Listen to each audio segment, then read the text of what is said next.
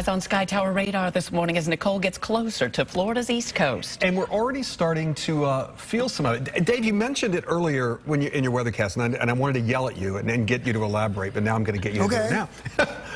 It's still off the east coast, but we're getting wind gusts as far as over in Pinellas County. I mean, you're talking about how big the wind field is. Not only that, but let me explain to you why. Yes, the wind field is huge. The winds, tropical storm force winds, go out 300-400 miles north of the center.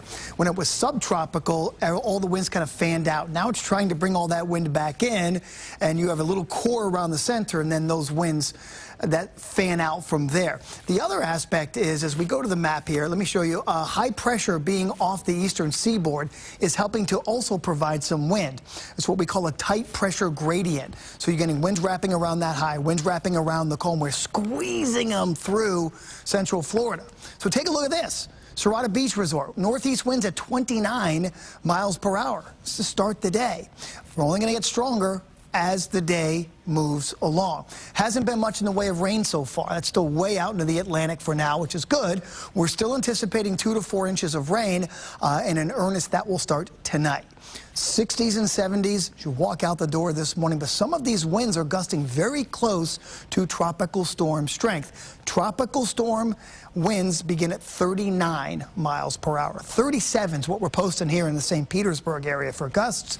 Gusts in Bartow to 25, Lakeland 24. So yeah, our windiness has started, and as we move through the afternoon and move into the evening, it's going to get windier. And at some point this evening, we're going to get to tropical storm strength winds, 39, 40, some higher gusts as well, and then the rain will start to move in. So here's Nicole. Here are the Bahamas.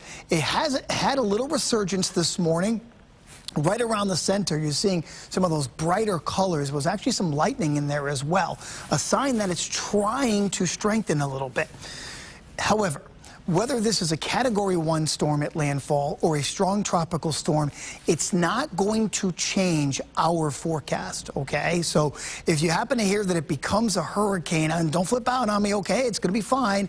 The forecast is not going to change. It's moving west-southwest. No, it's going to move west, right on shore, maybe just north of West Palm, around midnight or so.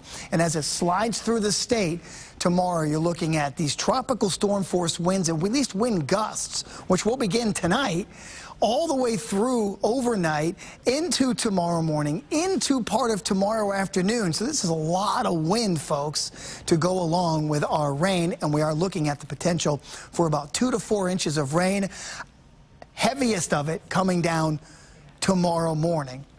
It's going to be a slow morning commute tomorrow. I'm telling you right now. So mostly cloudy, windy, maybe some showers late, but most of the rain comes in tonight. And tomorrow we have tropical storm warnings out for all of our counties. Again, 35 to 45 mile per hour winds with some higher gusts overnight, 2 to 4 inches of rain, and then it's out of here. And then the weekend, especially the second half of the weekend, looks gorgeous.